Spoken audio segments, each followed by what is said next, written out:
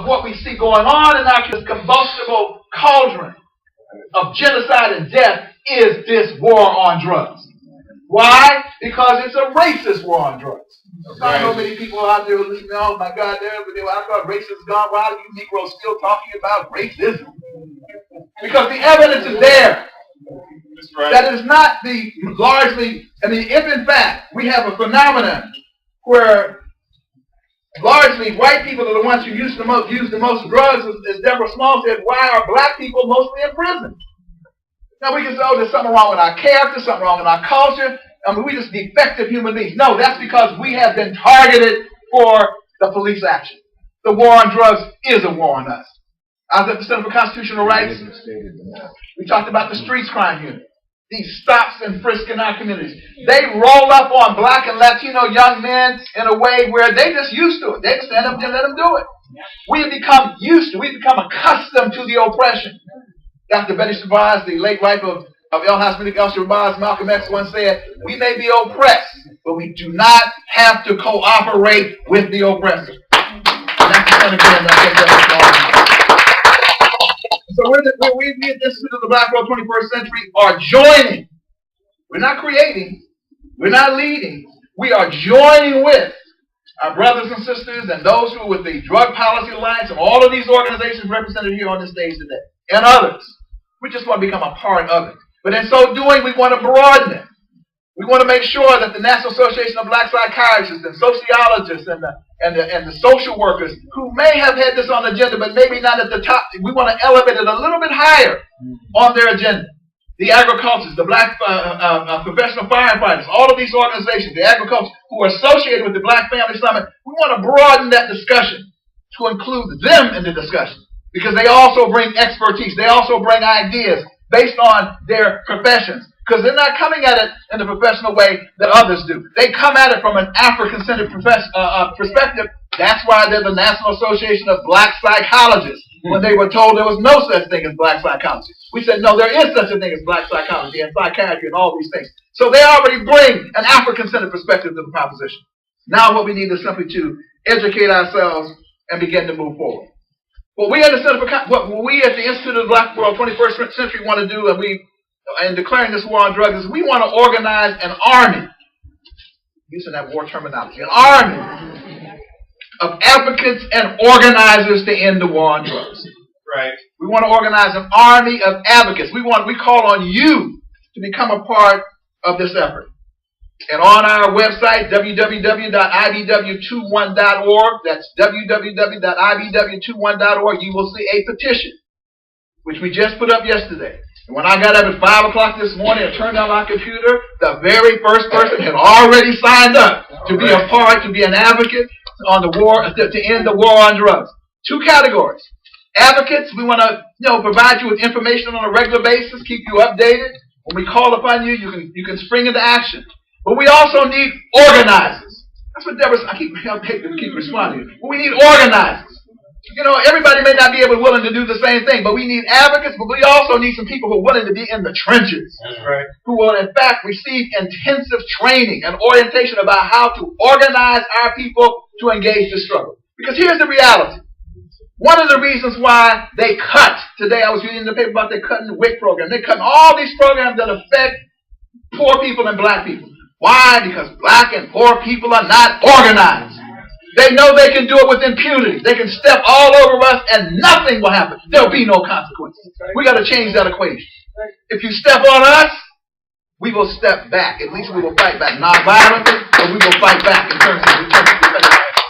It is clear the whole equation between incarceration and in fact, stripping your voting rights. I mean, let's just look at this. You have a First Amendment right to go out here and demonstrate and protest, right? You don't lose that because you don't do it. You have a thing now when if you don't vote, you lose the right. You got to re-register and all that kind of stuff. Well, that's ridiculous. And why should it be double jeopardy? You did the time. If you did the time, why are you also sentenced to 5 years of not being able to vote? That is incorrect. That's wrong. And we need to change that. And so as we move forward, That's a law. You will see a 10-point program. That 10-point program is not as comprehensive maybe as it ought to be, but it includes such things as ending this 18-to-1 disparity. This reducing racism that's out there. Ending mandatory sentences. Ending the unscrupulous legislation that's proliferating slave labor. You talk about the new Jim Crow. Anybody who knows this history about what happened right after Reconstruction, we know that the same madness, the convict lease system, right? The criminalization. Shashi McIntyre, this sister y'all don't maybe know. I got to invoke her name. Beautiful sister, wrote a book, little small book, called The Criminalization of a Race. Ever since we as African people have been in this country, we have been disproportionately involved in the criminal justice system. Why? Because we've been criminalized. Laws are passed which make us, or no, they don't make us criminal, but categorize us as criminals. So after the Civil War was over, we was out there and, didn't have nowhere to go. And so loitering became a crime. Today, sometimes they get you because too many of the young brothers are hanging out on the corner. So that became a part of how you get criminalized. You go into the criminal justice system, and then they would lease us out. And in leasing us out, they would take our labor. It's like the same thing, quasi-slave labor, because they did that in slavery too. Because they also leased slaves out. The same system going on today. The more things change, the more they stay the same. So we got to bust that up. It's a criminal profit piece that's going down. Ending the criminalization of drug use. Ending racial profiling, which is still going on. Mass incarceration has become the de facto reality of our life today. Looking at evidence-based approaches. Support for changes in policies that allow people. This is really bad. You go to the joint. You're incarcerated. Many of the people who are in jail do not belong there in the first place. That's the other thing we in the black community have got to come to understand. We were partly responsible. I remember I was out there in Youngstown, Ohio. We had something called the unemployment corner right down from where my father lived. The brothers was out there raising holy whatever out there. All kind of stuff was going on. But understand what it was. It was we called it the unemployment corner. Is where all this was going on. And so people wanted a night's sleep. And so they said, bring the police in, bring the National Guard, bring anybody in here, do whatever. We in the black community were asking for that too. And so they said, oh, really? Oh, Master said, okay, you really want this? So they really brought it on. And they brought it on tough and strong. But after a while, we said, whoa, we didn't really mean that. We didn't really know that you were going to send our sons and daughters to prisons way away that we can't even visit them. We didn't know that you were going to put them in a situation where they had to plea bargain or face a mandatory. We didn't know all the damage that was going to be done. So now we know. Now we know, right? Now we know what the deal is. And now that we know what the deal is, we got to change the deal. And we ourselves, again, have got to be these advocates fighting for the changes that need to be done. These reforms, all of these, whatever required to get it ended. But at the end of the day, it must also include a social, economic, racial justice agenda that will make sure we have jobs and economic infrastructure and the kind of equity and parity in our community that will, in fact, heal our communities. And that's what we need. We want to heal our communities. And in order to heal, we need to heal our communities. And in order to do that, we've got to move forward in this way. So I conclude, brothers and sisters, on this note.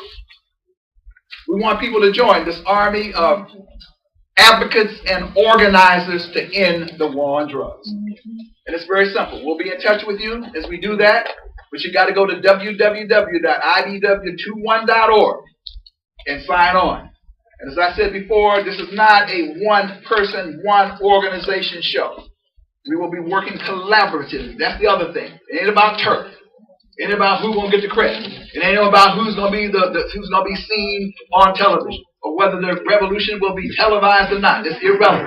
What we want to make sure is that our people get to the promised land, and they'll get to the promised land if we do the work that we need to do as people of African descent and friends and allies, because it will require a coalition of conscience. There are Latinos, there are Asians, there are whites, there are Arab Americans, there are Native Americans. We'll take all of those working together to end the war on drugs and to move us closer to the dreams of a more perfect union. Thank you.